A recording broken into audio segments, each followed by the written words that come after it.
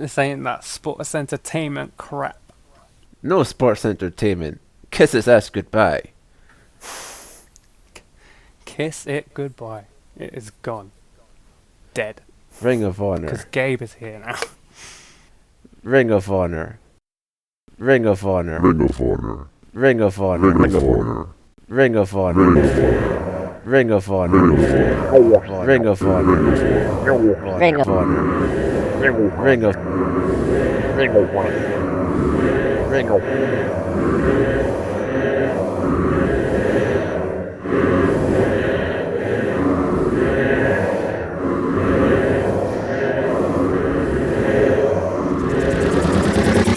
Get the boss grinning, I'm loving these damn women. I let two get in. She tried to let the rest fit in. I'm like, no, love, that's forbidden. I on it and I on it. Gabe Sapolsky. Look, when did you first learn of Ring of Honor, Eva? It would have been 2004 probably.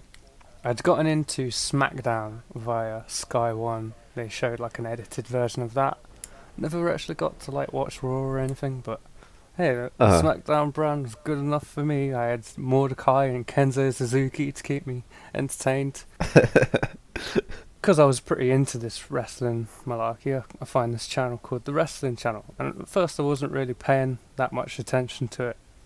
But then a stepdad at the time, he hated the wrestling that I was watching. But he saw a glimpse of, I think it was Loki, and he said, this is way better than the fake shit that you watch. That's good. That's good. And I was like, actually, like, whoa, this is mental. And seeing all these fucking stiff strikes and these hot crowds, low-key matches, and Samoa Joe in his big championship reign. So that's I've become aware of Ring of Honor. That's a cool story. As for me, the way I became aware of Ring of Honor was, I think it would have been when like CM Punk was a thing in ECW, and I was like, who's this CM Punk guy? And I think maybe I looked him up, and I came across like the then website for Ring of Honor, which was like, even 2006 would have been GeoCities as hell. Like, I'm pretty sure like the text was just on some like crappy background. The logo was the classic, slanted letters logo that everyone knows and loves, and I was just sort of like, wow, different wrestling? Okay, cool. And then I didn't watch any, so so yeah. I watched a fair amount. I got really into Samoa Joe and Loki, and I got into Samoa Joe's title reign, and then I read online that he lost it to Austin Aries. I don't remember watching any Ring of Honor in between then and getting back into wrestling in like 2015. So You're just like, this isn't fun anymore. I've never seen that match still. Apparently it's really good. We'll see. Aye. I've always been meaning to, but I doubt it's good. I don't trust Austin Aries. he's pretty good, man. I don't know. I've got a soft spot for him. He turns into a tiger before he does cunnilingus, so you can't trust people like that. That's cool as fuck. You wish you could do that. Just because I eat meat, suddenly my pussy tastes like pennies? Are you kidding me, Austin Aries? Anyway, obviously, as you can tell from both of our stories here, Ring of Honor, it's a promotion that's close to our hearts, and for a lot of people, wrestling fans now, it would have been if something close to their hearts too. You think of stuff like the Samoa Joe reign, stuff like Nigel McGuinness versus Bryan Danielson, Misawa and Kobashi coming over and whatnot. It's a golden era for indie wrestling. However, it's not very well known the origin of it, at least to me. The early years, they're not as fully formed, I suppose you could say. They're not to the level of what Ring of Honor would become, and this is definitely worth a deep dive here. Yeah, that's fair to say. First ever show of Ring of Honor here. You've seen some of this before. When you came across it I back... watched out a bunch of the first year of Ring of Honor in like 2015 when I was getting back into stuff, so... Sure, when you were coming across this 4 years ago, what was your sort of expectations for initial Ring of Honor? Well, I expected good things from all the names that I recognised. Everything else was sort of up in the air to learn about. And there was a lot of names Uh-huh. that I did not know. It's Gabe's attempt at pulling together this super indie. He's looking at how the scene's developed over the past year and a half or so. And he's looking at all the different regions and the best people in those regions. And he wants to put it all together into his vision. Did Gabe go from ECW straight to trying to make Ring of Honor? Well, I don't know what he was doing in the meantime, but there's about a whole calendar year in between ECW closing and this beginning. Sure. Yes. He went straight to work, or maybe it was a thing that only took a couple of months to set up. I don't know. Who knows? Mhm. It seems as if it's something where it's been in the works for a long time, because by the time that the show is here, it's quite well hyped up. I'm sure with his system of newsletters and all that, he was able to hype up well amongst the internet fans. Like I remember, finding out how the first Ring of Honor logo got, created. It was created by a fan, and then like Gabe on his newsletter, like, oh, we got a new logo for Ring of Honor thanks to this fan. Competition? Like a fucking art attack. Yeah. Art attack Gabe Sapolsky. But yeah, it seems like something where he was obviously able to use the sort of nature of the internet to his advantage. I'm sure it's something he learned from Paul Heyman, sort of like, take advantage of technology, use word of mouth and all that. So by the time we get to this show, people are hyped up for Ring of Honor. And you can tell that because, how does this open up, Eva? What do you see when you open this video file? Well, we start off with some sick techno, I must say. It's just it's a common theme running through the first couple of years of these Ring of Honor DVDs, that they just play some sick techno. Always in favour. Yeah. But the first actual thing that we see is the Hit Squad. They're getting on a bus carrying a bunch of Tonight's fans that travelled over from New York, and they want to go hype everyone up. And they say, tonight you get to kiss Sports Entertainment's ass goodbye. Ring of Honor is not that sports entertainment crap. Yeah. He also says, tonight you're gonna become a bunch of drug addicts, and your drug of choice is Ring of Honor. Yeah, the way they advertise it is quite vague, They just sort of say, oh, this is new wave alternative style wrestling that's really stiff. That's a word they use a lot, stiff. It's unclear, but people seem to like it, and the Hit Squad are charming enough. And then they do another thing where they go up to some people on the street, and they go up to these people on the street. They're also coming to see Ring of Honor, and they go, hey, you might not know us, we're not in your locale, but we're the Hit Squad. And they just like charm and all that, like, oh, I know you guys like got a Super Bowl hangover, and they go, yeah, we do. And yeah, it's just it's a nice sort of opening, I think, because it just sort of establishes people are excited for this. People are excited. There's a gap in the market, and Ring of Honor is looking to fill that shit. Fans not only seem excited, the wrestlers seem like these guys seem hyped up to be on this card. Yeah. There's some things that I want to point out. When they're on the bus, they start naming some of the people that they'll see on the show.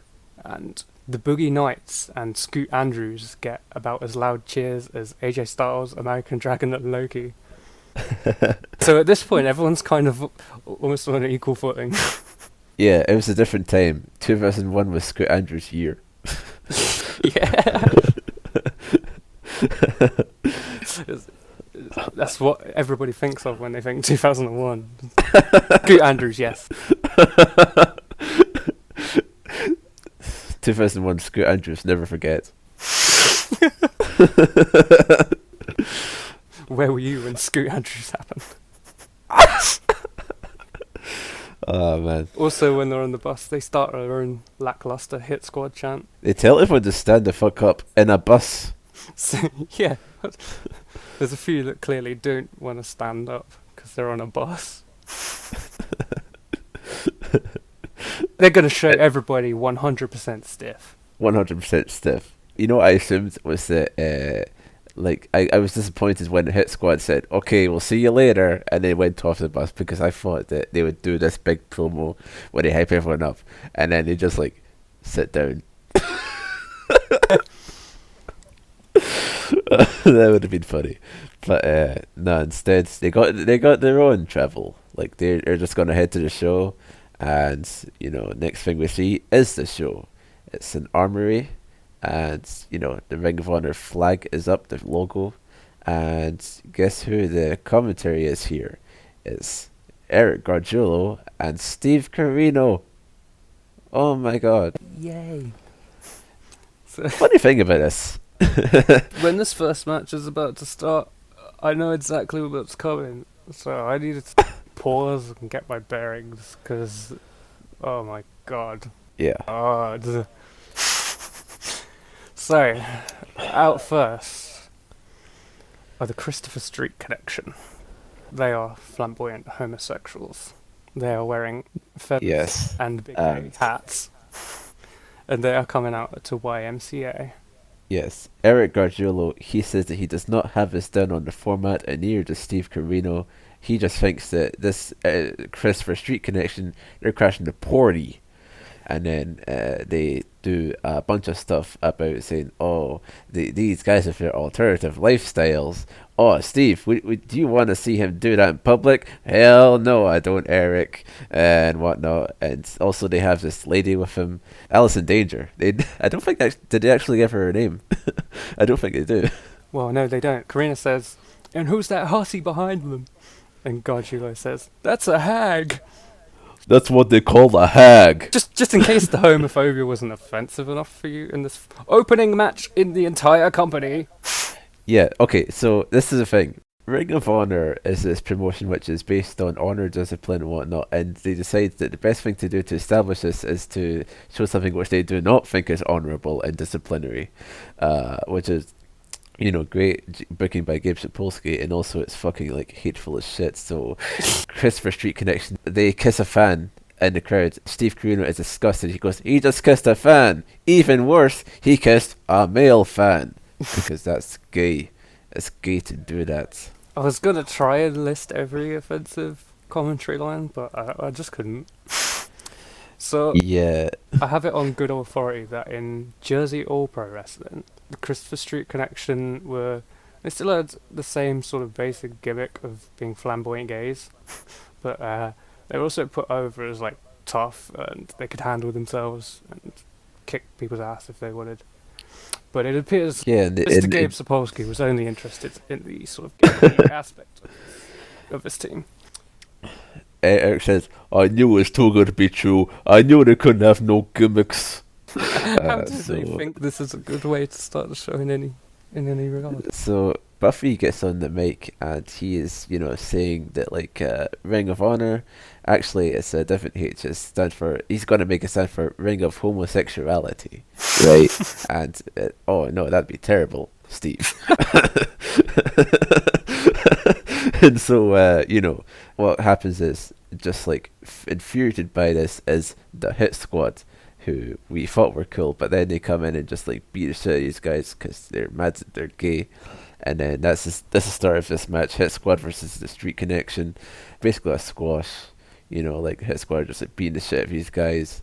And at a certain point, one of Hit Squad hits one of the Christopher Street Connection with a German suplex, and Steve Carino says, German suplex on top of his gay head. and then after that, they decide to hit the Burning Hammer, which Steve Carino says is the world famous Burning Hammer. Cutthroat suplex. Yeah, get it right, Carino. Jesus Christ. Basically, this match was to, if the Christopher Street Connection won, then Gabe Sapolsky would have to change it to Ring of Homosexuality.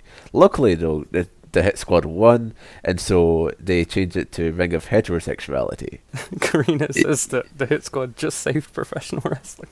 They saved professional wrestling. Much like Bray Wyatt as Mask Maker did. Yeah. The era of heterosexuality begins. That's the name of this show. So then, you were talking about how they also have sexism on this. So they get the Alison Danger in the ring. She's, I don't know, lately trying to slap the Hit Squad. And Eric Gargiulo, we really see Douglas Adelman come out, because he just immediately goes, somebody get that slut! And man, You're not at Queen Hohen of the ring anymore. they just hold this lady, and like, Eric and Steve are just having a great time watching this, and they just put her through a table, and She lands really nastily, man. Like right on her head. One of the Chris Street connections laid out on the table, and she kind of skids off him, and just lands on her head. Fuck. Yeah, right on her head. I wrote down her gay head ? But it's unsure. They really could not have chose like a worse fucking. I hesitate to even call it a match. I kind of just want to consider Jay Briscoe versus Amazing Red as the first match in Ring of Honor history, because this is just... I mean, it'd be pretty good if Amazing Red was the first match. I mean, because, like, when I watch this, it's easy to get taken aback by, like, just, like, how blatant it is. You can guffaw at, like, Steve Corino just, like, saying gay head and whatnot, but, the more you think about it, it's just, like, a utterly deplorable... way to open a show. Utterly deplorable thing to do with your time in a pro wrestling event, really. I mean, just like, getting a personal reminder from Gabe Sapolsky that he'd rather people like me don't exist. It's quite something, and it's really worth dwelling on, because the whole concept of early Ring of Honor is that it's based on sportsmanship. There's consequences to your actions. You are encouraged to shake hands before and after a match, and all this fucking beatdown from the baby faces from behind in this fucking opening match. There certainly wasn't a fucking handshake. They just beat up the valet afterwards. It just shits on everything that they're trying to get over after this point. You know how it is. Us gays, we're dishonourable. But I watched this, and it's sort of just it probably impacted my day in some way, because I was just my dad came back home, and he was like, how have you been? And I was like, it's not been a great day. I got a call from a dentist, I've got to do this job stuff. And then I also added that I've been watching some terrible wrestling, and then I detailed him that it opened up with these guys getting beat up because they were gay. And my dad's quote after I said that was, well, that's the way to go. Not. He added a not a couple seconds after, but yeah. So my take on it as well. So the first time I've seen this, I can't believe I've watched this fucking twice, by the way. So the first time I saw this a couple of years ago, it was my first impression of the Hit Squad, and unsurprisingly, I didn't fucking like them. Yeah. After a while, I realised that they're really good, especially Dan Maff, who's still killing it, and many of his brain cells in GCW today. Even in this piece of worthless shit, their form and their intensity is undeniable, and they certainly delivered on being stiff. That's as much praise as I can give this. That their shit actually, it looked good. It was just appalling. Why did they go for that word choice of stiff? Honestly, is it just pro wrestling fans who don't immediately associate that with a cock? It must be. Honestly, Amazing Red is back. Yeah.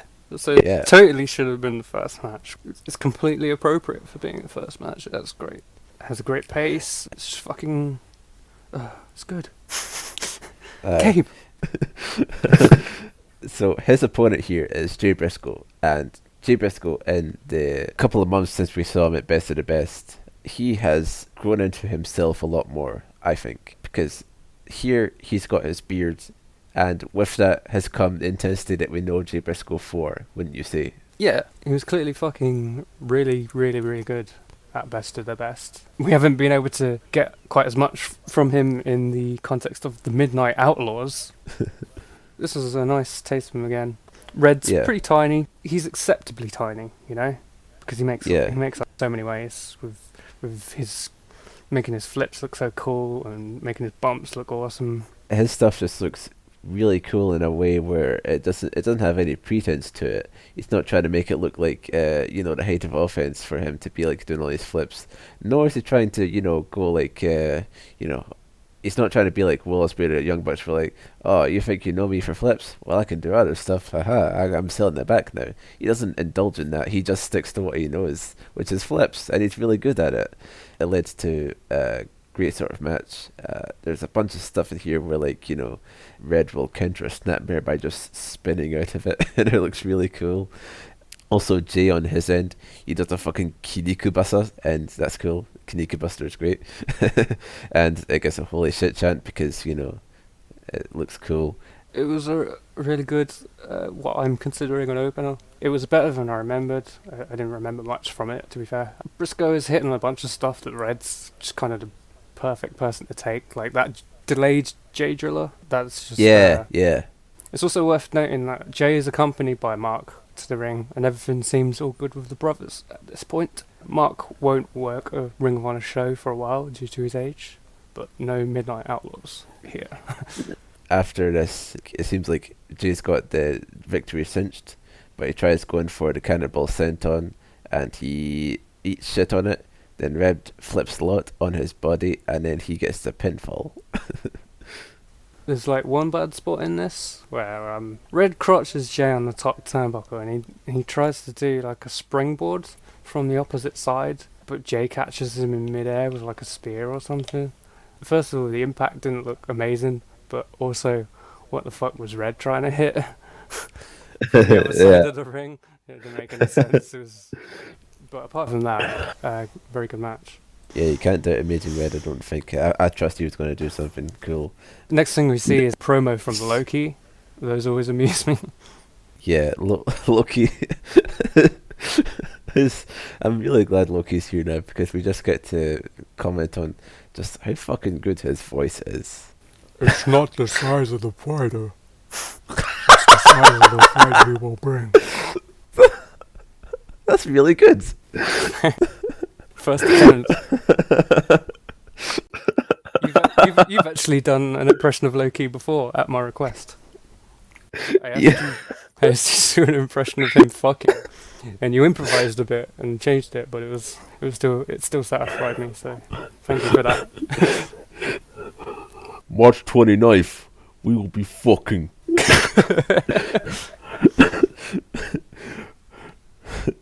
American Dragon, Christopher Daniels. Just all that sort of stuff, yeah. And he looks really intense and all that. Like, it's a line that he uses a lot. It's not the size of the fighter. It's kind of an odd thing to say, because he's not, like, small among this roster. If it was in WWE at this time, maybe, sure. But yeah, bigger than Dragon, he's probably bigger slightly than Daniels. Aye, like, it's just a cool line, so it doesn't really need to actually make sense.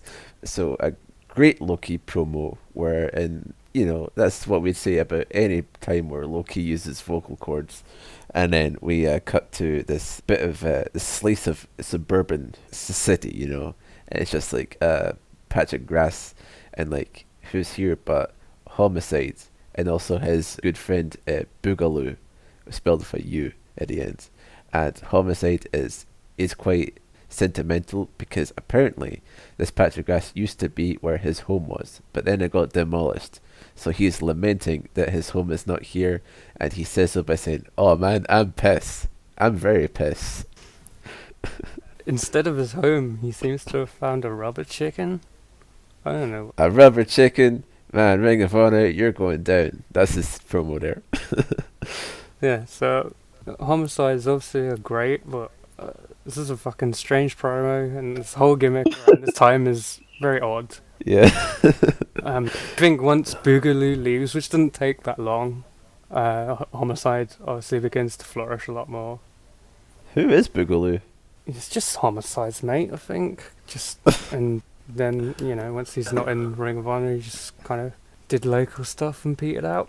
It's a weird promo, as in, like, I feel like I've heard this promo better from, like, maybe a guy like New Jack, where, he's sort of like, oh, I know what life is like in this here. Like what Gabe's trying to go for, like trying to make him.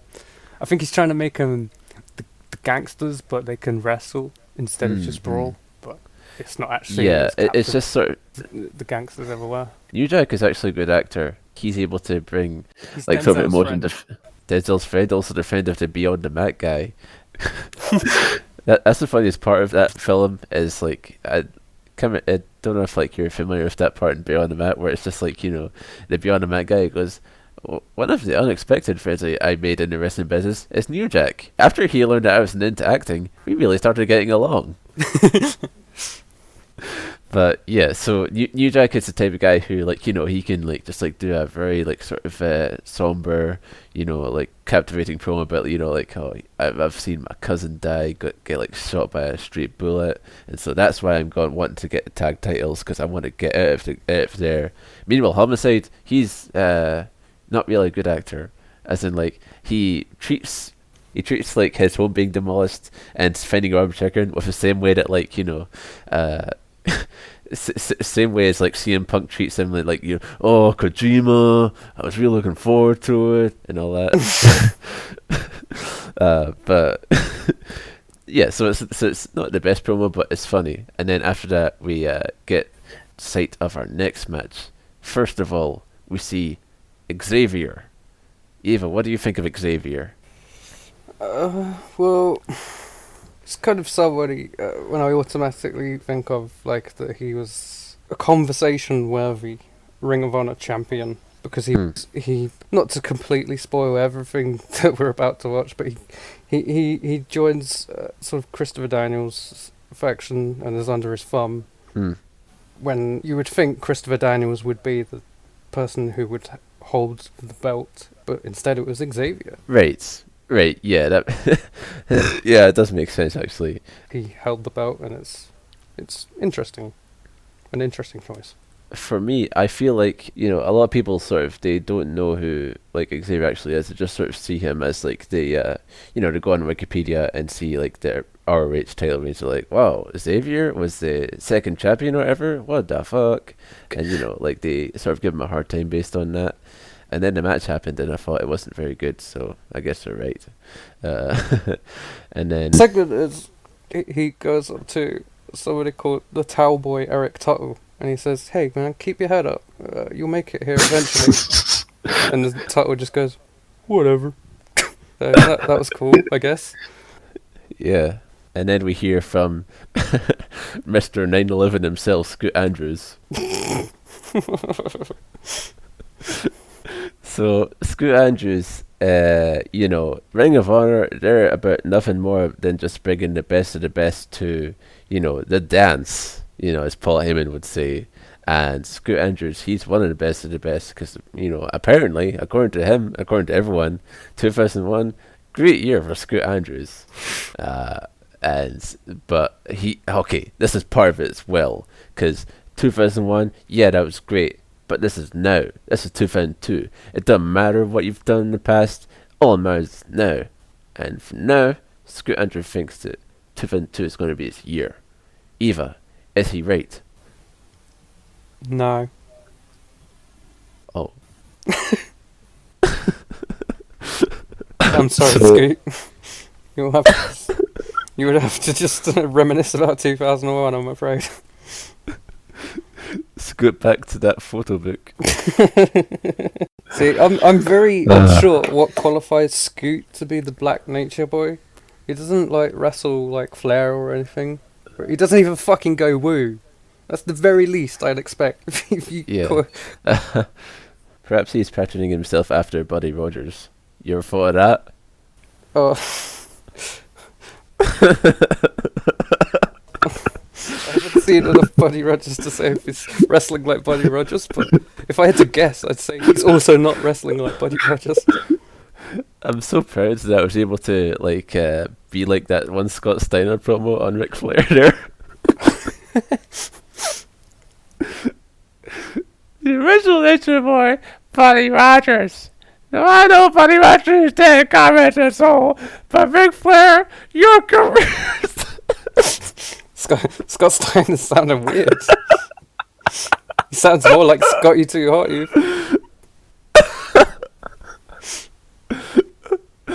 Joke from 2 episodes back. It's fresh in our minds, so fuck you. Okay, Xavier versus Scoot Andrews. this match gets underway, and I'll be honest with you, I was from the get-go turned off of this Xavier guy because it said that Xavier, his offense has jiu-jitsu influences. You know, he's like a trainer of jiu-jitsu, and I think that's bullshit because honestly, the only Gracie I respect is Will and Gracie. Fucking hell. Will and Gracie. Yeah. Okay. So yeah, just right out of the gate, some mark against him, mark against Xavier there. Then after that, it's just this isn't a very good match, honestly. It's just sort of like, goes on, and I do like Scoot's Alabama slam out the corner when Xavier tries to leap over his charge into the corner. That was quite nicely done. But that's the only thing I really remember about it. there was also a good spot that I did like, which was that Xavier tries to go for a bulldog, and while he tries to run for it, Scoot just turns around and lariats him, which I thought was nice. Other than that, it's a lot of moves, and then there's Scoot does the force of nature, which it turns out is just fire thunder, and then he decides, I'm gonna land this guy near the ropes, and then I will make no attempts to stop him getting on the ropes. And so guess what? Rope break kickouts. Gabe Sapolsky, he loves this shit. You see this and you go, whoa, he could have got the pin there. But ring awareness. This happens. And Scoot Andrews, he goes fucking insane. He is just mad at the referee for this. Meanwhile, Xavier's on the outside just recovering. And that's the thing. Steve Carino, he's a big wrestling expert. He goes, wow, Scoot Andrews, he should be staying on Xavier, because if not, Xavier will recover and then maybe he will win. And I gotta tell you, Eva, Steve Carino, he was right. He made some great points. First, he made the great point about one of the Chris Street connection being suplexed on the gay head. Now this. I don't often agree with you, Steve, but that was a good point. The finish of this match is that Xavier hits a modified neck breaker. I was thinking, how did this guy not make it to mid 2000s WWE when everybody had a modified? Yeah. Yeah. Missed opportunities. Yeah. Xavier wins off of that neck breaker. It does look kind of gnarly, and then afterwards, Scoot, as you can think, is quite he's just he's not happy about this. He doesn't understand, and so Xavier goes for the handshake, right? And Scoot, he's just like, man, I don't want to do this. I'm mad. So he goes to get out of the ring, but then inspirational shit happens. Xavier, he puts his hand out again, and you know what he does? He points to the wall, and the wall's got on it the Ring of Honor logo. He's going, look at this, Scoot. Look at this. What this represents. We're here in Ring of Honor. It's about honor and competition. Please shake my hand. And then he does. It's beautiful. Yes. That's riveting storytelling. Yeah. Gabe Sapolsky. I mean, what do you think of this whole concept with handshakes and all that? I think that it's worth understanding that the whole intent of it, as far as I see it, was just that and saying that you are doing no storylines and no gimmicks, it just means that when someone goes away from it, then there's more heat to it, because why the fuck are you doing the Code of Honor? Wow, I hate you. I'm gonna boo you at shows now. It's trying to work with the fans, but it's just the way that Gabe Sapolsky approaches wrestling is truly fucking pathetic, and just the way he tries to approach real sports stuff. Meanwhile, he's fucking doing scrambles and six ways and doing all this bullshit and just being so fucking geeky about stuff as basic as handshakes and sportsmanship. It just really disgusts me. It makes me want to puke. So I hate how he puts it in here. I get the concept, right? Because it's coming out of an era where car crash booking and run-ins and all this were more prominent than ever in like mainstream wrestling. Presenting something Yeah. where sportsmanship is encouraged and its consequences to actions and everything is make something truly different, not just sort of WWF booking, but the execution is just so piss fucking poor. It really is. It's so inconsistent, and like we say, the first match just shits all over the entire concept. I don't even remember a handshake in the second one. Like, it's so inconsistent. Like, when they need to do a handshake angle, that's what we'll see. Yeah. I mean, like, I think the whole thing just is as well. Like, see, you don't have a handshake being a like big thing.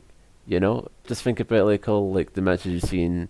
You know, not just in like this fake sport, but also in real sports. You know, as in like people will applaud you if you do a handshake. But that's just because like it's like a rote thing. It's not meant to be like, wow, he fucking shook his hand. This is fucking revolutionary. You know, it's just like I understand this whole thing of it, being a difference to like the Attitude Era and all that, but it just comes off so stupid when like you make a big deal out of a fucking handshake. It's just a handshake, you know? Yeah, and it's like they put it over as like it's protocol, as if there'll be consequences, but there's never any consequences. So yeah, never at all. So after this, you want to talk about deviating from the code of honor after it being established. Well, guess what? Here comes Homicide and Boogaloo in a Michael Myers mask.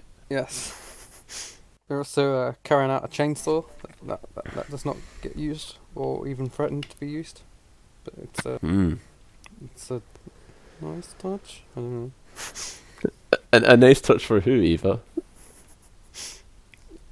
Left face. Yeah, Carino puts over these guys as the most intimidating in the locker room, and that nobody wants to mess with them. He takes it a bit far, doesn't he? Just going like, oh, the bookers, they don't want to book these guys, because the bookers and the promoters and the boys in the back, they don't know if they'll get shot on for real. And like he has to stop himself to make sure he doesn't reveal wrestling is fake.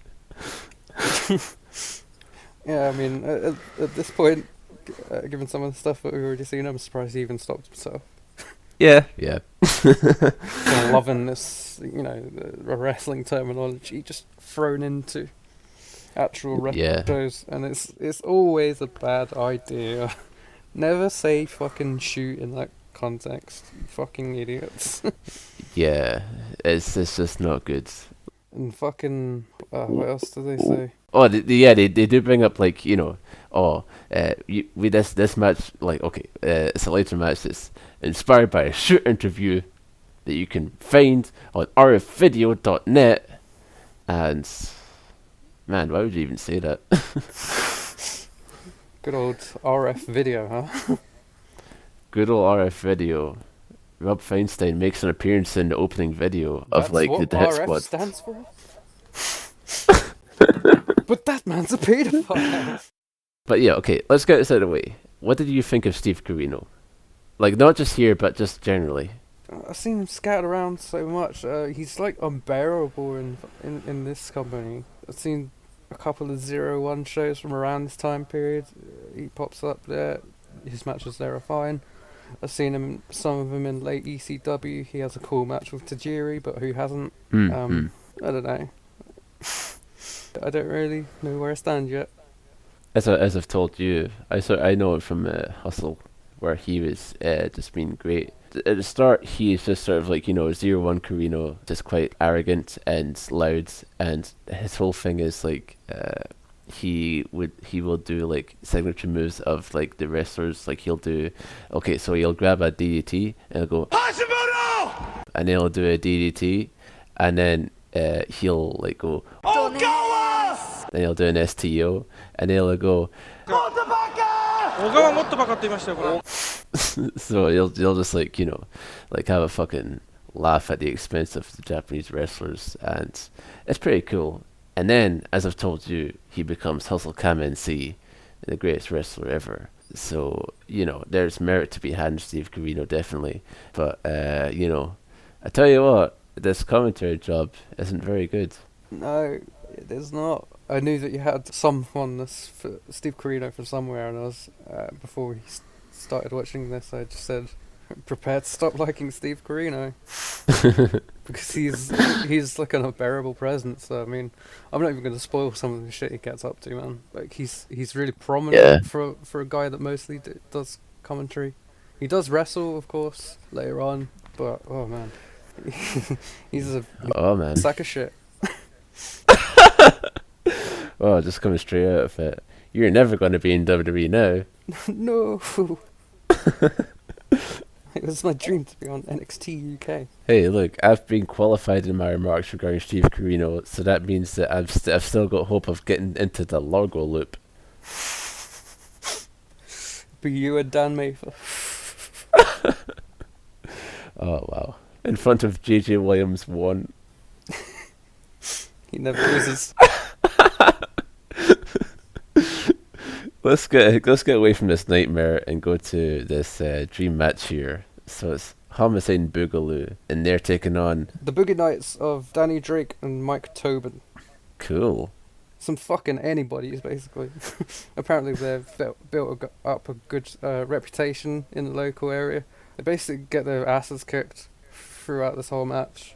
They get very, very little. Like, I would say maybe they were on top for about 45 seconds of this match before Homicide just comes absolutely fucking tearing through them with like a nice flurry. Homicide's tope con hilo is one of my favourite moves ever. Always looks so good. He really just like obliterates like a fucking like 1 meter radius of like that move, doesn't he? Just like it just like looks fucking crazy. He always just goes fucking clattering into the guardrails.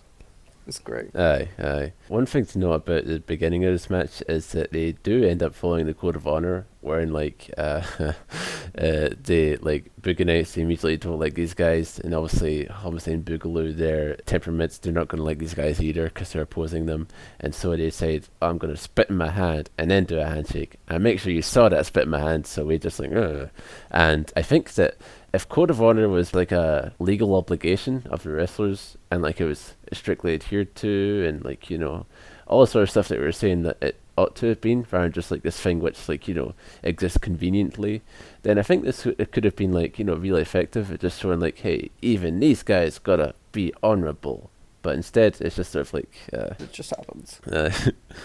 There's a fucking stupid line here from Steve Carino wherein he sees like, I think it's like a running like big boot that like the Boogie Nights get hit with, and it hits really hard, right? Like you can hear the sound, and it just goes right down, and it's Steve Carino says, I think I just saw his ear fly off. Fuck, I didn't even catch that. I definitely would have wrote it down because one of my pet peeves is when commentators say, I think I just saw a tooth fly. No, we know it's gum or spit or something. It's like 1 in 10,000 cases will be a tooth, maybe. But an ear, that's really escalating. I think I just saw an ear fly.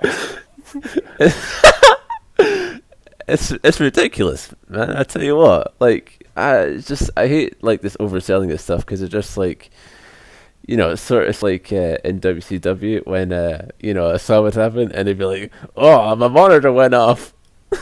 Yeah, you might as well get on commentary and say, oh man, his head just exploded everywhere. It's a brain all over the ceiling, fuck.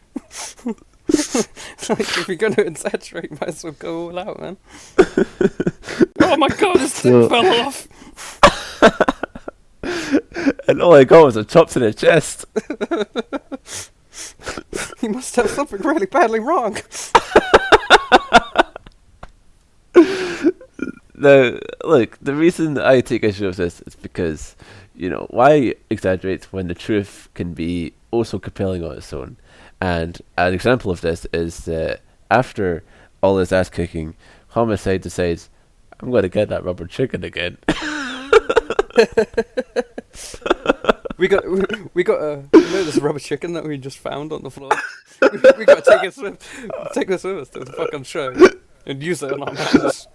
That will surely help us get the victory. like Bigelow just like he gets his rubber chickens like, hey Homicide, look, it's your house. They're like, I gotta kill someone of us right now. And So yeah, they just start slapping these guys with the rubber chicken, and like it doesn't seem like it's not painful, but it's still like the most pointless. It's like a slap. Like why would you get a weapon that is just as effective as like not even a particularly heavy slap? it's quite like just like slapping with a glove or something like that. Rubber. It's fucking rubber, yeah. But soon it gets too much for a referee, HC Locke. The extreme official HC Locke, because apparently it doesn't take shit. This is 2 weeks after he screwed Zandig out of CZW, and this is a funny thing. Eric Gargiulo does not acknowledge CZW as having existed at all. He is just commentating as if like this has been his job all along to be in ROH. So he sees HC Locke and he's just like, wow, the extreme official. And he has no thoughts on, the disgraceful thing that he was previously condemning just 2 weeks prior. But yeah, then so HC Locke, he decides that, this is too much. He's DQing Homicide and Boogaloo, and so Boogie Nights win. And you know how we were saying with CZW that it's bullshit how countouts are not counted as a decisive win. We see the inverse of it here, because Boogie Nights, after getting their ass kicked, get a DQ win, and Steve Corino says, "Go, what an upset! We weren't expecting the Boogie Nights to win." Honestly, this is just... Anyway. So yeah, the Sinners they don't take this well. They start beating up the extreme official HC Locke, who is, I don't know if we're supposed to root for HC Locke or if we like the Sinners. I don't know what Gabe wants us to do. It's hard to say. As in, usually in pro wrestling, you'd think that the guy who's like being a stickler about the rules is the one you should boo. But remember, this is Ring of Honor. We love rules. rules. Homicide pulls out a spike and shanks him in the shoulder. And he gives him the cop killer. Yeah. Cody, please stop doing that move. Yeah, like HC Locke gets stabbed a lot in the face, and I've got this written down, but I don't know, I can't remember if it's like Eric or Stevie says it, but it's just like, it's just like a street mugging. They may broken their probation. Which is, This match is dumb. The rubber chicken stuff is unbelievably dumb. But Homicide is too cool for this to be outright bad. Yeah, that's basically it, yeah. So like Homicide, you can definitely tell that he's like a star, Yeah, absolutely. So, we move on. And, oh great, it's a segment with the Christopher Street connection, yes! Yeah, so Mace is nursing his wounds, and Buffy is there as well. And Mace, he's reached a sort of revelation. He's like, maybe we don't belong here, ROH. Maybe we don't belong here at the Ring of Heterosexuality, us being homosexuals and all. And then Buffy, he's sort of go along with it, sort of like, maybe we don't. But then guess what? Brian Kendrick walks by, and oh my god, Brian Kendrick, he's such a fucking hot twink, would suck his cock, oh my god. And Buffy, he's immediately like, I think we do belong here in ROH, And yeah, so that's that segment. Yeah. Great stuff. We're going to see them again. I mean, great. The positive part of this is that it puts over Brian Kendrick as sexy, which is it's true. Yeah, it's true. He is actually hot. Yeah. Yeah, especially in this period. They show Towelboy making his second appearance here. He's wiping down the ropes, and the crowd are going, "Ooh!" It's very important storytelling for later on. The show could not have happened without this storyline running throughout it. I'm reminded of the tag team combination of Hajime Ohara and Masao Inoue from 2017 Noah, because you see, Masao Inoue, one of the biggest weapons in his arsenal is going up to the second rope and doing a shoulder block off it, right? But sometimes the ropes are slippery. Sometimes you lose his balance and he just falls down. Ohara when he was teaming with him, decided to solve this. So he would wipe down the ropes so that they're dry and Masao could sit on them and then do a shoulder block. And so I'm reminded of this watching Turtle Boy, and I know that this is a very necessary thing for those of us who are high flyers, such as Masao Inoue. One of the premium high flyers. Yes, Masao World in the house. So yeah, guys cleaning the ropes, people into it. I liked it. And then we get 7. I didn't like. Oh? Yeah, I didn't like this scramble match. Okay. Yes, I'll name everyone in it right now. It is Brian XL versus Chris Devine versus Joel Maximo versus Jose Maximo versus Quiet Storm versus Amazing Brand in a so-called Ultimate Aerial Elimination match. And the special referee is Mikey Whipwreck. Whipwreck is there because he trained them all except Brian XL.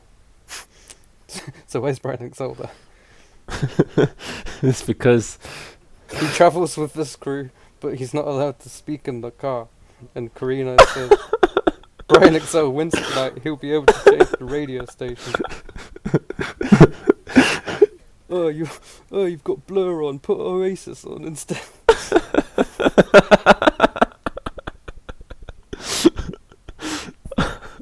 The sort of whole thing of this match is like that. Most of them are on the apron like it's a tag match, but it's obviously a 6-way. 2 people start. Once one goes out of the ring, another can come in. Obviously, like a really zippy pace to this. Now, I remember some of these matches being really dynamic in a way, and they tried some interesting stuff in this. But at this point, it felt like they were just trying to like, this is a scramble match. We've all got to hit a top rope move, and now we've all got to hit a big dive, and it's like. It just feels formulaic. yeah, what kind of sportsmanship can there be in a fucking 6-way match? Like it's Yeah, I mean, as far as handshakes go, I mean, did we see any? I don't think so. Do we care to see any? No. so like not even just that, but it's in like, you know, how is this meant to be like, you know, just something that's approaching like competition just because like it's just. I mean, look, right.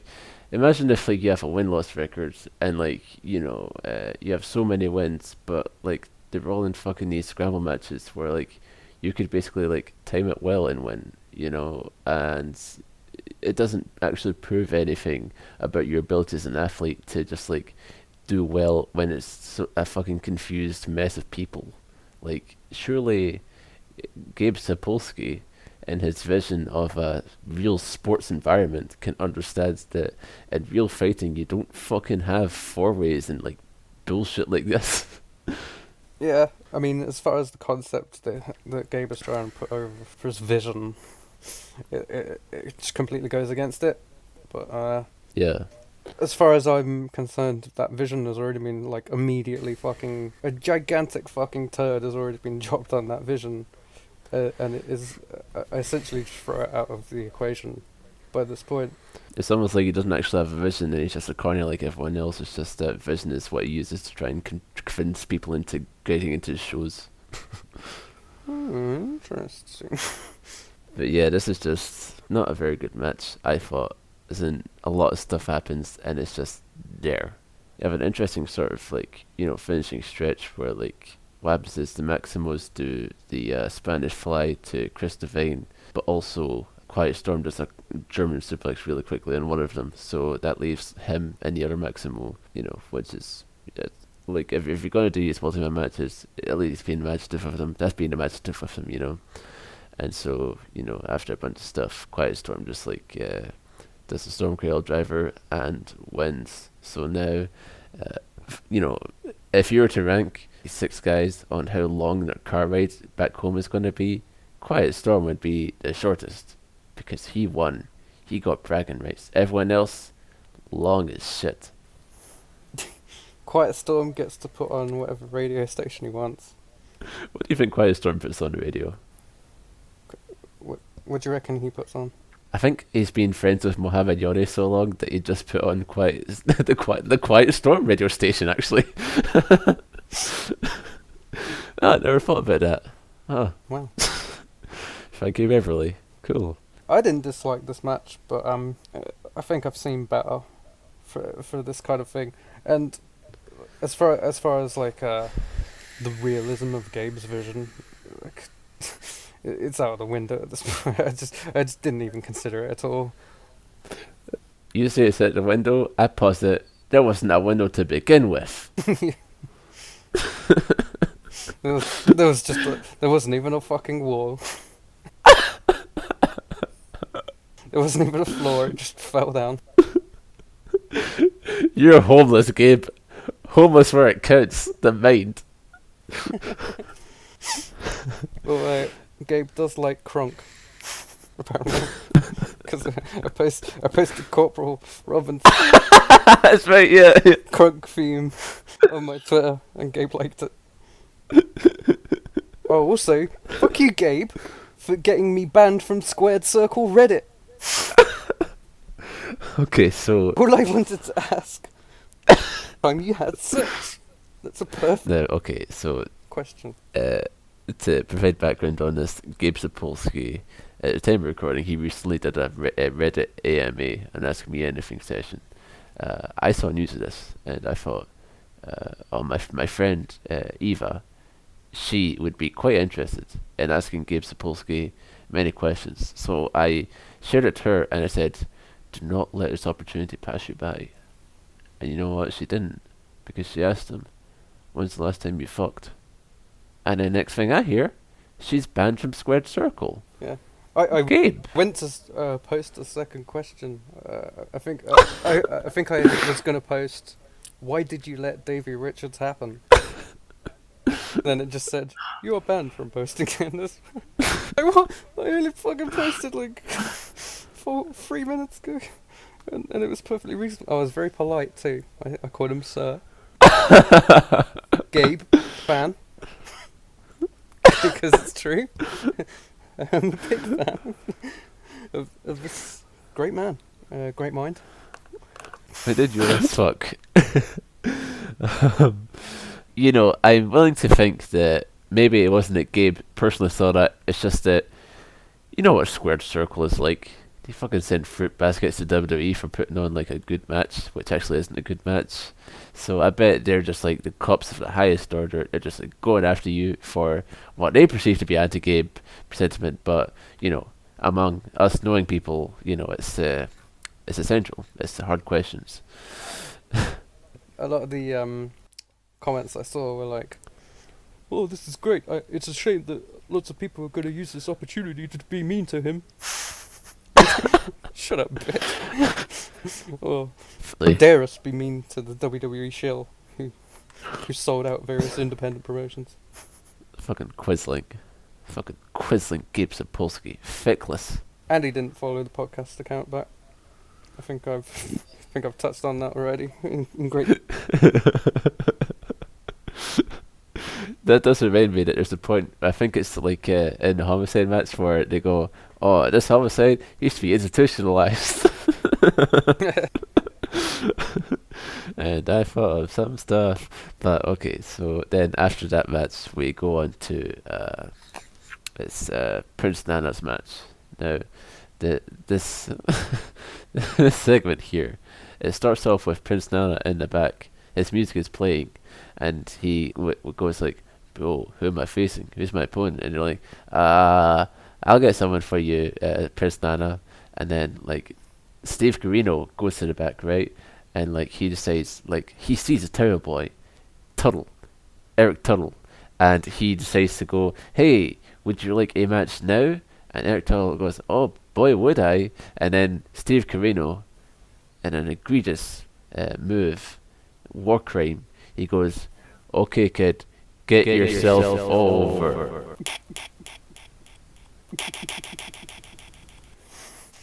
How about good luck, or hope you win? No, go get over, kids. Get over, kids. I am the vet. I am the professional wrestler who fights for Not Real, and you will also fight for Not Real too. And look, I'm just gonna be real with you. Prince Nana vs Eric Tuttle. It lasts 10 seconds, and it's consisting of a tail boy doing a tail boy thing, but then Prince Nana beats him up, and it's pathetic. It's a really pathetic piece of professional wrestling. I hate this. I hate this show. The line from commentary is royalty doesn't waste time. Apparently, they say Prince Nana, he's a real Prince of Ghana, because ROH doesn't have gimmicks. Yeah, that's right. We don't have gimmicks. We have a real Prince here. No, he's a fucking professional wrestler. You fucking dumb shit. Shut up. There was no reason to bring it up too. You could just. You don't need to say that. You don't need to comment on the reality of his princeness. Royalty doesn't waste time, but Gabe fucking wastes mine. Move on from that fantastic use of a minute. We go into a tag match, and this is for a Ring of Honor contract. This means that they'll keep using you for an extended period of time, right? So the teams are Kika Loa and Spanky facing Michael Shane and Oz. And it's worth noting that both Kika Loa and Oz, on opposing sides, they never work for Ring of Honor again. Well, that's just stipulations at work. So, I'll spoil this fucking match ending for you. The team of Spanky and Loa, they win. But Loa does not decide to make use of his contract at all. He never shows up again. No, I'll let me stop you there, because that's not the stipulation. It's not the winning team. It's just the person who gets the pinfall gets the contracts. Really? Yes, that's what they said. So why the fuck is it a tag match?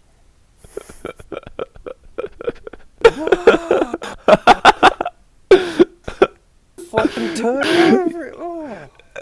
You know something? Just when you think you've sold something to Gabe Sapolsky, a burning question comes up why is this a tag match then?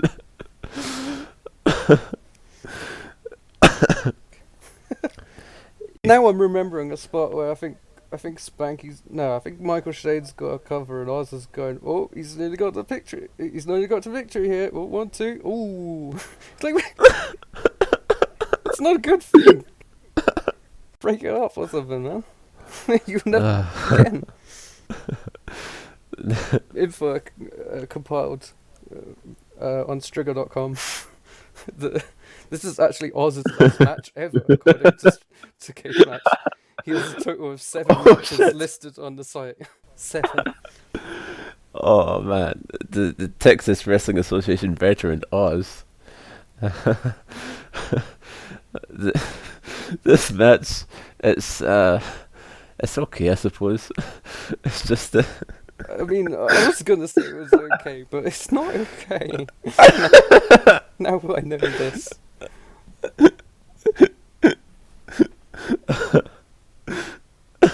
Spanky is good. Michael Shane is pretty decent. He was a pretty prominent part of early Ring of Honor, and then TNA. He later becomes Matt Bentley. But he only wrestled very sporadically after being released by TNA in 2007. He's the real life cousin of Shawn Michaels, which we'll hear on probably every other show that he wrestles on. Yeah, this is basically a TWA offer match, all 4 guys are TWA. A lot of guys came through there, like Paul London, Danielson, of course. Yes. The thing about this is that Loa is that he doesn't really do that much, but they do sort of make him someone to watch, because they say that he's got herniated discs in his back, and so he's injured. And it sounds quite serious, that he's got fucking herniated discs, and the climax of his storyline is that he gets thrown to the outside and he just does the worst possible landing that someone with a back injury could take. Oh yeah, he fucking folds backwards over the apron. Yeah, basically him and Spanky are the highlight of this match because he dies really cool, and meanwhile Spanky, he is just like doing a lot of his sort of Spanky stuff. Like he does the big, like run up a guy's chest and then like flip off, and then Eric, he's sort of redeeming himself here because he name dropped Satoru Sayama, the first Tiger Mask. And then that sets up, Spanky winning with, sliced breads number 2 to Shiranui, and man, that's him. Now he's all in. Yes. Good. That is good because Brian Kendrick is good. He is. But now that I've learned something about this match, I cannot really give it any more credit than. Good lord. How did they not think of this? Because the way I sort of fully figured that out was because afterwards Loa is in the ring, and he they go, oh, Loa, look at his sportsmanship here. He didn't get the contract, but he's still happy for his friend. Could have fucking tried harder, man. And I think your sentiment about this match is summed up by Super Crazy in this next segment, because he goes before all the guys who are in the scramble and he says, "Suck my dick." So we move on to our semi-main. Oi, you're missing a minute here. What? You missed out. Look. Is there? Oh, Luke has a segment? Yeah, look, he gets on the telephone and he's calling one of his pals, and he goes, "Yeah, that's right, I was reffing and I got beat up again. I'm sick of this. I'm gonna wrestle now." Yes. Yeah, it's bad. I don't like this OG Luke guy, honestly. No, I mean I've seen a fair amount of his tag stuff. Some of the matches that they have are fun, but this whole story and character, he's the extreme official who's had enough, is weird and stupid. Yeah, I just realised that I called him OG Luke. That's a GTA San Andreas character. Oh. Yeah, he calls in a favour to his friend, and that friend is Tony DeVito. Wow. Yeah, just in case you thought it was someone fascinating on the end of that phone, bring in fucking Sabu.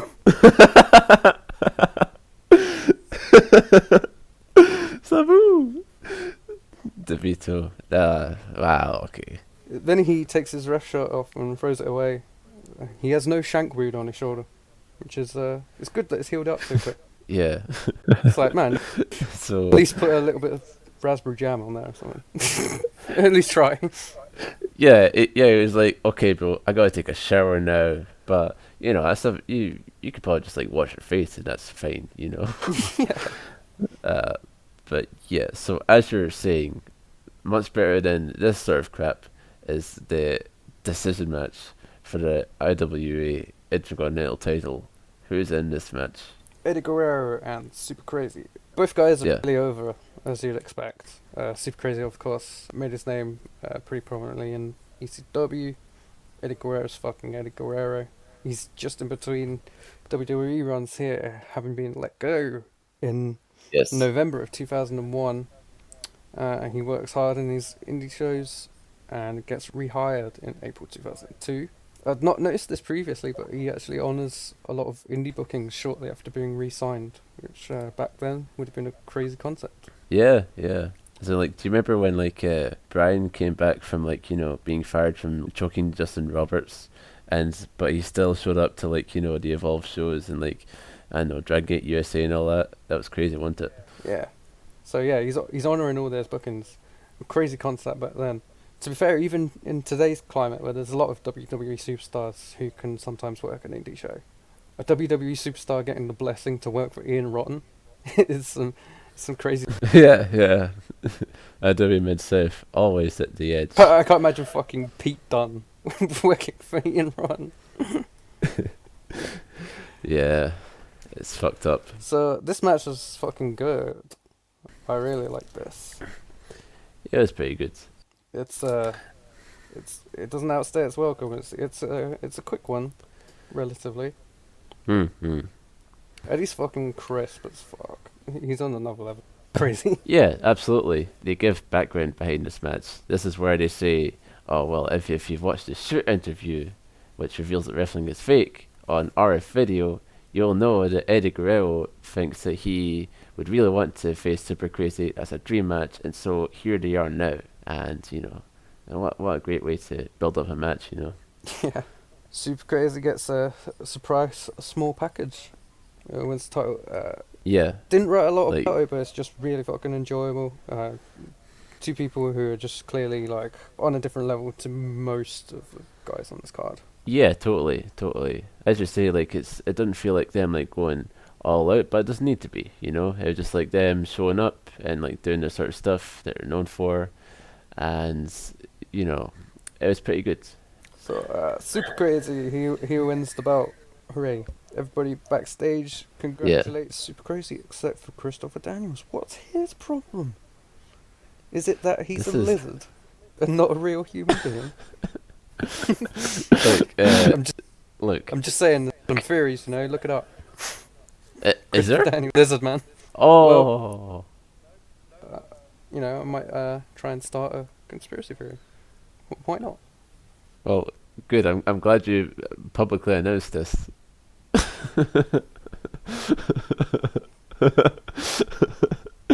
But like, okay, so this segment happens where like, okay, in the ring, Eddie, he is still like in the zone, and so he, reluctantly, well, like he just like, oh, okay, raise his hand and all that, and that's fine. But then you get to the back, and it's like, they just like, I think this is part of what the code of honor ought to be, whereas like, you want to, hug your opponent because you had a great match or whatever, and they do that, and then, everyone's going, oh, great match here, guys. But meanwhile, they cut to Christopher Daniels, and wow, he's in his stupid fucking get up, and he's going, no, I don't like this one bit. And I'll tell you something. See, when the reason for this gets revealed, or at least a fear for it, I just thought, this is the stupidest fucking shit I've ever seen. I hate Ring of Honor. I hate this bullshit. Gabe. Wait, the reason for what? The reason for him disapproving of the code of honor. It was during his match where Eric says, oh, that may be why he disapproved of Super Crazy Eddie Guerrero, because he doesn't respect the code of honor. He doesn't want to shake hands. Yeah. This is, Chris Daniels, it doesn't get any better from here. I'm just gonna say that in terms of Chris Daniels' character, and he's obviously quite, being positioned as the top heel. Fair enough and everything. I don't mind Christopher Daniels in the right mood, but his entire character is that he's vehemently anti code of honor, and who gives a flying fuck? Like, Gabe, you prick. Gabe, I fucking hate you so much. I hate you so much. I thought that when I got my wrestling taste as it is, that this is the end of me sort of feeling negativity in my life. That I just like feel negative about actual life issues. When it came to actual wrestling, hey, I'm just watching some All Japan. Hey, look at all these cards, they're great. And just all this sort of stuff which gives me pleasure in life. It's like a nice and then I came activity. along. and then yeah, would you like to do this with me? And then I watch Ring of Honor, and Gabe Sapolsky reminds me that this could be hateable. This pro wrestling can suck. This is good. This podcast though is catharsis, so it's good. So. And I don't know what it is like. Obviously, there's something completely fucking despicable about this the Ring of Honor, but there's enough. to keep you in. Whereas There- for like PWG, if that was fucking pissing me off, or Chikara, I would never touch it again. You know, I feel like I can continue, Well- and I hope that you can as well, because otherwise this whole project is a bit fucked. Look, I'll be able to. Don't worry about that. I'm just venting to you.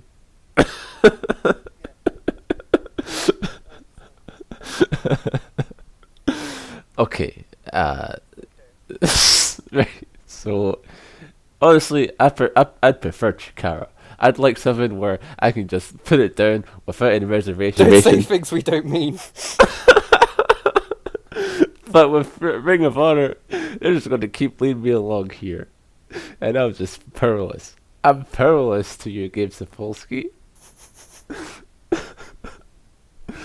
Alright. It's funny to fucking shit on the stuff that needs shitting on, and I don't know that I would get so much enjoyment out of shitting on, I don't know, Party Ant. It's not even a real ant, but It's not even a real ant. maybe he's not even a real ant. Like, why have you got wrestlers dressed up as ants, you fucking stupid... Oh. You want to talk about things that aren't really what they say they are? This guy, he's not even a dragon. I haven't confirmed opinions of you, but I think I can say that after all this, a couple of ups, but mostly a load of bullshit, we end on a really high note, in my opinion. What about yours? It's okay.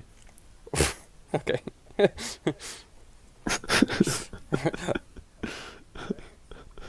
I'm gonna gush about this match because it really...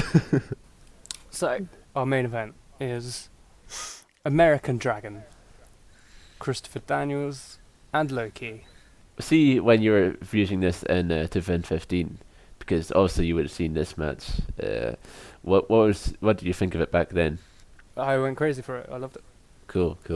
I've always had a weird soft spot for like triple threats and freeways. Even like the WWE style ones, sometimes I just feel like when they're done well, they're fucking well paced. This one sets itself apart from the sort of WWE formula, and you can immediately sense that in the way that they're sizing each other up at the start. You don't get like people just rolling out the ring and then just two people fighting. Sure, yeah. There's a lot of action involving all three. I just get a big kick out of those for some reason. I can see that, yeah. I suppose if you're less accustomed to watching triple threats, because Japan doesn't really have many. Mexico has some. They sometimes... well, here's the thing. They're not like the most uncommon thing in the world. It's just that whenever they are done, that's like where the comedy match goes. Because, you know... I know that a lot of the people who are primarily into pro wrestling, and I like a fair amount of Japanese promotions, but I was brought up on the American stuff, and it's kind of still where I'm kind of at in terms of my stuff. Yeah, a lot of the people who like pure kind of have a distaste against freeway matches.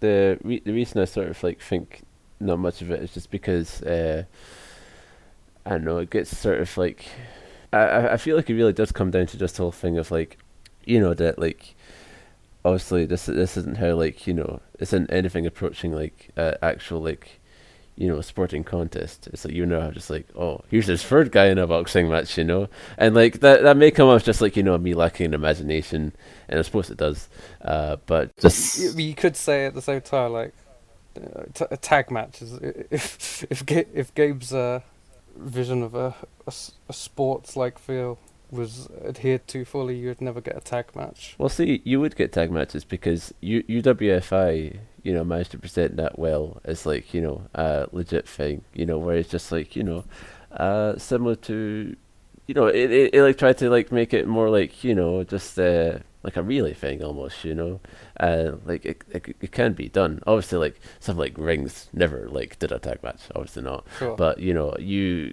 can sort of present that in a legit sort of way, definitely. It's just that, I think it's just like it goes back to this thing of like, Gabe wants to be real sports, But all Gabe knows is pro wrestling. All he knows is ECW and WWF and WCW. The way he tries to interpret real sport is just infinitely skewed by what he knows, and not at all by real sport. You know, it comes in vaguely, but it's like, oh, Loki having that martial arts background, and like that's basically the extent of it. So like, it just it feeds further into it where I guess the thing is, Gabe, all he knows is sports entertainment. So when he tries to be reactionary and he tries to be real sport, he fails because he just ends up doing sports entertainment, except, you know, very insufferable about the sports entertainment that it actually is. That above all else is sort of thing here, notwithstanding the whole concept of generally of triple threats, you know. Sure. But I thought this was fine. Yeah, I liked it. Yeah, this is my favourite match that we've covered so far, personally. Cool. I thought that the thing about Loki is that he always comes off like he is not a pro wrestler, like he's just straight out of an action movie. Would you agree with this? Yeah, I mean he's cut from something else. Like there's a match coming up later in Ring of Honor, where he faces Amazing Red. Yes. They do this mad fucking.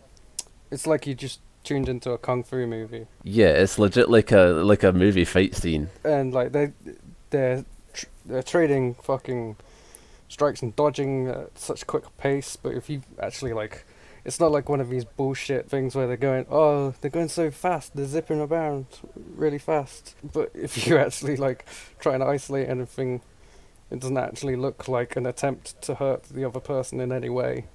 But all of this looked, you know, it was all logical. It all made fucking sense. Like you say, there's a difference between, like, you know, pro wrestling sequences trying to be fast, and then there's fucking kung fu fight scenes, you know. And Loki comes off as that, and, you know, above all else, that's why he's great. That's why he's one of the best in like this sort of scene here. So many like poor imitations of the Key and Red stuff. Like our friend Robbo, is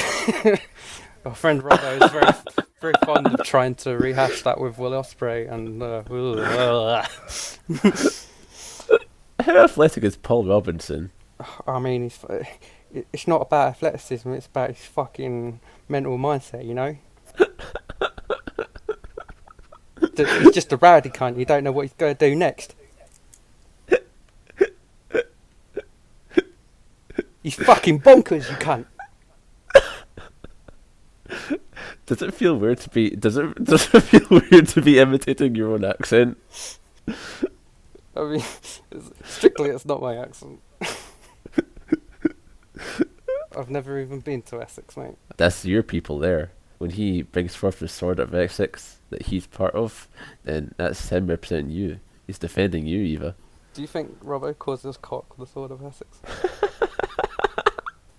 What love? You get to know my sword of Essex. What love? This match, this freeway match, this legendary freeway match, the first ever main event of Ring of Honor. It has a bunch of stuff as that I think is pretty cool. Bryan Danielson does an Indian deathlock. He gets the legs tied of Christopher Daniels and he goes to go down, and then Loki kicks him, and then he goes, he falls down, and then Christopher Daniels goes, because guess what? That's him in pain now. That's pretty cool always, whenever I see that sort of thing. Often it's played for laughs, but sometimes it can just be played as sort of like a cool thing. And I think with Loki there, it's easy to make it look cool. And then Danielson like does the whole thing where he does a Northern Lights while he's still doing the Indian deathlock, and I think that's pretty cool.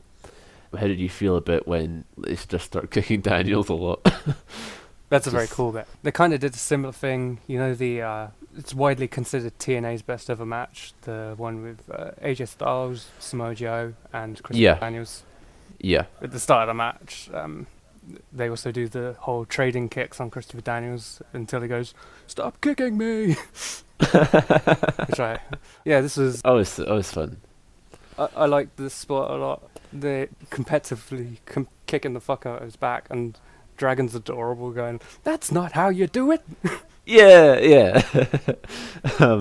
Daniels stands up and then just start kicking him a lot, but then soon he moves it the way so they like kick each other's shins and they go down, and like the commentary's like, oh, they kicked each other in the shins there, and Eric he says that could break a clavicle.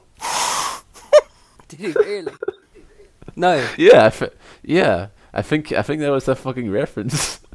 Wow. That's deep. I wish I caught that. Yeah, I mean, I think we need to take back all we said and try and get him on the show now just to verify this. Oh, I found an interesting thing about Gargiulo recently. Oh yeah? I mean, in like the last... it was shortly before we started recording this. He's got like a blog. camelclutchblog.com. What does it have on it? Well, I'm trying to get to the homepage of the thing. Right. So it seems like he wants to run his own sort of what culture-esque site. Because he's got lots of lists. Yeah. 10 WWE stories from the Something to Wrestle With podcast from Bruce Pritchard. Top 10 WWE rematches in pro wrestling history. Top 10 WWE greatest feuds in history. 10 real backstage fights between pro wrestlers. I can find here he goes in depth match by match doing a review of WWF In Your House Degeneration X from 1997. I think he could probably have a fucker on the show. He just he's basically just a nerd now. It should be pretty easy. I read on his Wikipedia that he was a big successful radio guy. I think he just wrote that article then. Okay. Jesus. Hold on, I'll stick his Twitter in the Discord chat. He's got an email there as well. I might seriously consider asking him. Oh man, we might need to do it. Wait a second. Author of WWE Pop Quiz Trivia Deck, Fantasy Football Champ, Mr. Everything, NBA from Fox School. Email me at eric@camelclutchblog.com. It seems legit because his name is also Eric.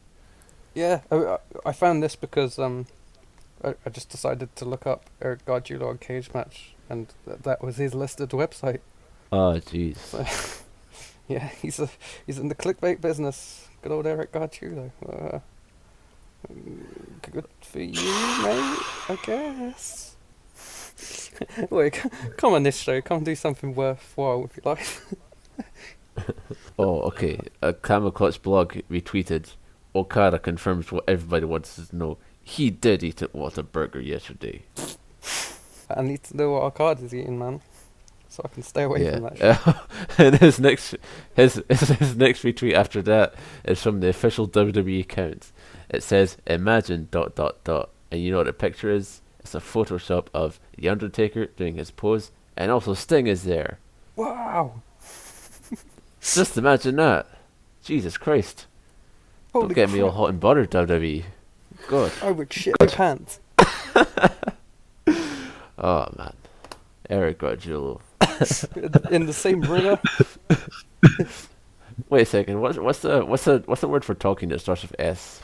Speaking Stinger. Speaking Stinger. And guess what's the letter after that? T for Talking Taker. That's our second project confirmed. We'll be covering every Sting match. That probably actually would be quite fun. I'm sure I'd develop more of an opinion on Sting. Okay, so the man of the hour, Eric Gargiulo, he says something in this match. Bryan Danielson starts chopping someone, and then Eric Gargiulo says, "Mosawa style knife edge chops." And I think he's got his Japanese wrestlers mixed up. Misawa did not do chops a lot. That was Kobashi. But it's okay, Eric. I get Why it. Eric doesn't stick around. Because I think... let me just check, because sometimes Cage Match has commentators written down on the show. Yeah. I just want to check if he's actually here for the next show. or if Gabe went, right, I'm doing this instead. Let's see for round robin challenge. Okay, it's still Eric Gargiulo at this point. Okay, so Wow. We still got... Gabe didn't get mad at that. Yeah, like Gabe, he wouldn't get fucking mad about that, because he doesn't actually love pro wrestling like I do. So, anyway, then after that, there's a lot of sort of things. There's a lot of nice submissions here. There's a big Boston Crab on Loki, which he sells in Loki voice. Oh.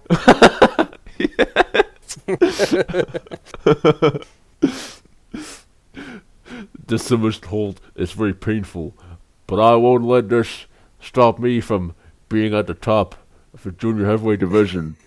R. I will look for ways out of this submission. And then, once I will get out of this submission, I will kick you really hard. You sound like Obama. Obama.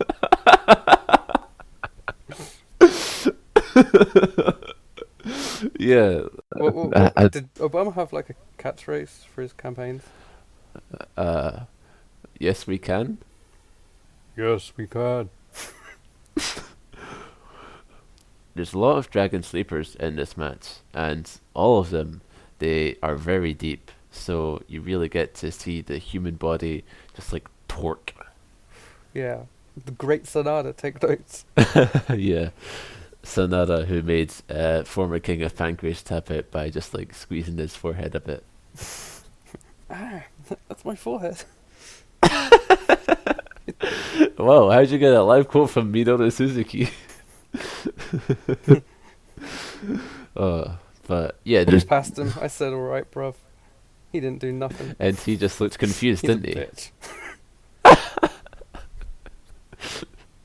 bitch. See if you pulled that on Hideki Suzuki, then like he's a big fan of the football, so he would recognize that UK slang and go, "Alright, bruv, back." So yeah, that's just slow Who down. does Hideki support? Do you know? I think it's Juventus. Oh, okay. Yeah, and I know that Shotaro Ashino from Wrestle One, he's a big Arsenal guy. Oh, I like him less now. Oh. Well, you know what I like here is that Brian does a big like suplex takeover with like, you know, it's just a front face look, and he just like almost like a butterfly without, you know, it's a single arm suplex really, and it's called a judo style DDT, and it's not that, but okay. Just like deep into the match here, Brian and Loki, they do these just again like sort of like really nice like fight scene sort of stuff. Like Loki like takes him down to the ground by just like, you know, kneeing him a lot, not even like really striking, just like positioning him into like, you know, a takedown so he can get into a really deep dragon sleeper.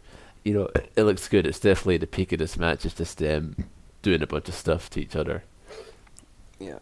So there's a bit where Daniels has a abdominal stretch on Dragon on top rope. Yeah. Later on, Dragon goes to hit a superplex on Loki, but Daniels gets up and hits a belly to back on Dragon, sending them all crashing down. That was a nice sort of spin on the usual sort of Tower of Doom that you see. Aye, definitely. I thought it was better than the sort of powerbomb variation that we usually see. I like the Cobra twist in the unconventional place because it feels like, you know, anyone you see who acts as an ambassador for pro wrestling, you know, like Shinjiro Otani will hold a show in like a garden, and he'll just do a Cobra twist to be like, this is pro wrestling, haha. And it's really awesome, so I like to see it here. Yeah. Dragon has the cattle mutilation on Daniels, which is a submission where he... how would you describe this? He if you've not seen it before, it's... Okay, so the cat mutilation, basically, if you imagine that the uke, the receiver, is lying face down, then you like take his arms and then like hook them as if you're going to do a tiger suplex, and then from there you just like flip over so that you're doing a bridge, and then like I think the idea of a hold is you're pulling on the arms, and perhaps depending on where the head is positioned, you're like sort of torquing that as well. Yeah, it's some tension in the neck. I'm trying to convince myself this is a painful move now. It looks pretty painful to me. I suppose that's what matters. But yeah, and then after that, it gets interrupted by what? It's a twisting Phoenix Splash from Loki. Wow. Bonito.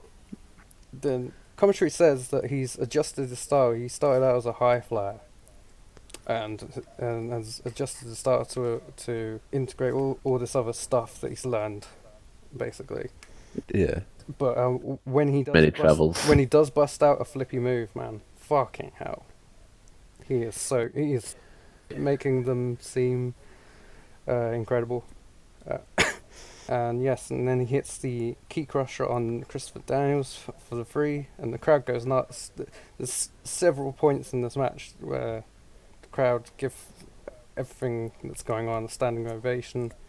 Which seems like it's overjoyed to see this. Yeah, this is the Ring of Honor they came to see. Absolutely. So I've mentioned that this is my favourite match we've covered so far. I'm not sure it would even make Loki's top 3 matches of this year. So, some good shit to come. Loki has... I'm no authority, but I say he has one of the best years I can vouch for a wrestler having in 2002. He's simply fucking incredible, and he's the best thing in this promotion by a country mile. Aye. Loki's at his fucking absolute peak here. Bryan Danielson, at this stage, he is cute. He's wearing his tighty whities, you know. He's still like just sort of like kind of goofy sort of guy. Meanwhile, Loki, he just already feels like it's fully formed, you know. Like he could just like walk into anywhere and just be absolute king shit of everything. And so then after this match, you know, everyone's like doing standing ovation, and you know, Steve is like, "Oh, Eric, is this the best match you've ever seen?" And like Eric's like, "Yes," and whatnot. What about Chris Castro's GQ?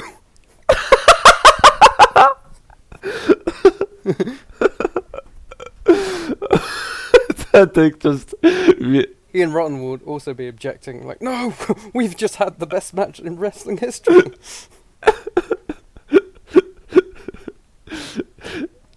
I really like Zandig just vouching for his shitty rookies.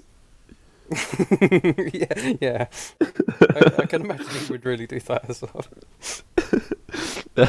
Those guys tore the horse down. The horse? I didn't even mean to say that. I used to have a horse here, and now it's gone. Won't you appreciate the sacrifice, Eric? I need to work on my Zandig.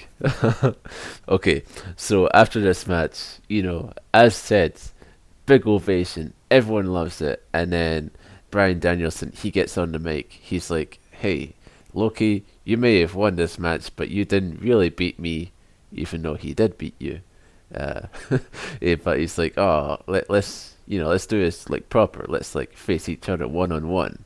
And then Christopher Daniels, he gets to make as well, and he's like, he's going like, "Oh, wow, this is the first night of Ring of Honor, and we just had this great match, and everyone's loving it. I just have one thing to say to you: go to hell." He's a heel. And Why did it feel like he delivered that so meekly? Like, he was building up to, you know, the point where he goes, "And you can fuck off."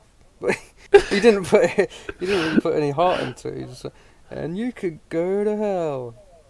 yeah, like he's this whole Fallen Angel character is so vague and so fucking. It's not a character that pro wrestling is meant to have. Leave it to the comic books where you can, you know, fly and like do magic spells. For this, it's bad, and so plus Christopher Daniels just not the man for it. Not good at talking. Goofy sort of expression on his face at all times. You know, not very seriously animated guy. Not many people know this, but he's actually a lizard. Is that right now? Oh well, I guess I'll tell my friends and at least one family member about that. Yeah, look it up. You'll get it. Yeah, I will look it up, and I hope you look it up as well, viewer. Tell your dad. Uh, I'll just tell my dad about that tomorrow morning. Is that I'll just say it to him. Yeah, I was watching some of the wrestling last night, and one of the guys, I think he's a lizard, and then he loves Ancient Aliens, so he'll be all over that. He doesn't actually love Ancient Aliens. He thinks it's bad. Uh, so Christopher Daniels says, "You could all go to hell. I'm not gonna go along with this Cold War crap. If it was 1-on-1, I would beat you both. If it was 1-on-1 on the same night against both of you, I would beat you both." And Loki, he's not just a genius in the ring. He's a genius when it comes to planning shit out. So he decides what he's going to do. He's not just going to face Danielson. He's not just going to face Daniels. They're going to have a round robin tournament. Yes. And yeah, that's the fucking next show. That's all set up. That we'll all be facing each other in one-on-one matches at the round robin challenge. Fuck. You say that. I mean, No, I'm not saying in reaction to that. I'm just saying this fucking show, like. right? uh, It's it was an experience, wasn't it? it was, I can't help but feel it was necessary for us to go through this. Gabe, it's Gabe. It's Gabe. Can you deny this? 100% Gabe. It's just, okay, so this show definitely had some good stuff on it. There's stuff that, it's like you say, there's stuff that like keeps us going, motivates us to keep going forward, despite all the bullshit. It's just that, I've never watched an Evolve show.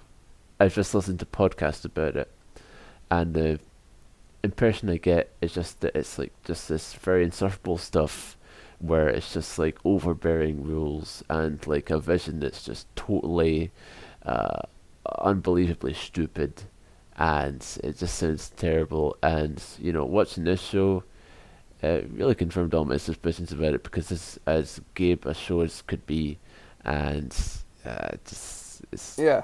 The only difference is with Evolve, instead of fucking Loki, you get Johnny Gargano. Big Johnny Gargano. Which is, in case you are wondering, no substitute for Loki. Welcome to Gargantua.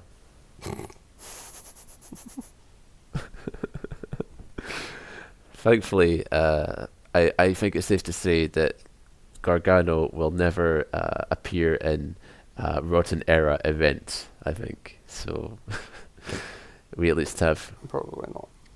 Probably not. By that time, Ian Rotten, I don't know if he'll even be alive by the time Johnny Gargano starts wrestling. But yeah, so that was Ring of Heterosexuality. The era of heterosexuality begins. We do have one question about this from Hector at AAEO_, and he asks, where does the era of heterosexuality begins rank among ROH show titles? Eva, what's your opinion on this? Okay, so there's some quality ones early on. I'm gonna just have a look now. Okay, so one that's standing out to me is bitter friends, stiffer enemies. They really love that word. We have that to look forward to in 2003. Oh, what's the ROH show title that's like it features the use of like balls or something like that, or testicles? Man Up? No, I'm looking up ROH testicles now. Okay, ROH wrestling testicles. Let's see if this should come up with something. Okay, come on. Show me the money. In 2006, they just have a show called Suffocation.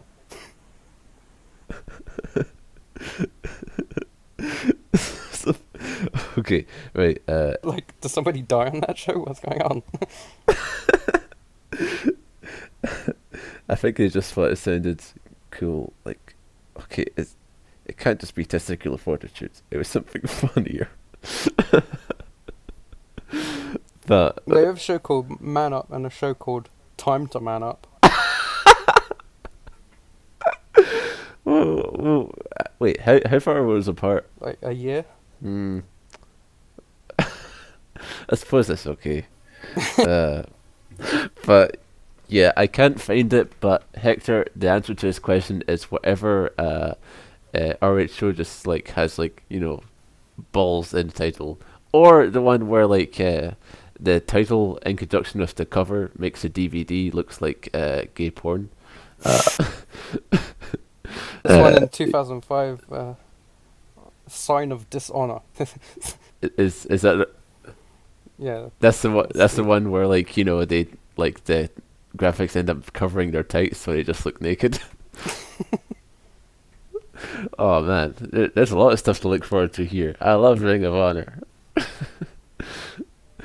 So yeah, that's the question answered there. And as for now, we've answered the challenge once more. Except this time it was a Ring of Honor. It was a big challenge indeed, but this time we got through it, not unscathed, but we got through it. That's all that matters, Live every day as it comes. So I've got a sore voice and a sore mind. yes, the REMP. It's gone on a for you, the viewers. This will be a stagnated journey. It will be a glimpse into breakdown of our mental states, our physical states, perhaps as well. But for us, this is just life. This is what we're living. Staring at a wall and just seeing Gabe Sapolsky in my mind. I'm becoming a Gabe in my mind. That's the Judas lyric, right? But yeah, so Ring of Honor is over. It's not over, but I wish it was. But we'll cover more soon, and keep it tuned. Keep REMP. Yes.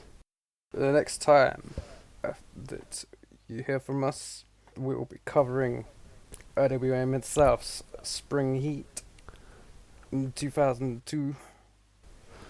So we'll see what joys Ian Rotten has to bring to us for the spring. You will get to see, viewer, as will I, because I have to watch it. And Ian Rodden, all I gotta say is, you better get your boy yo revved up, because I'm bringing the whoa.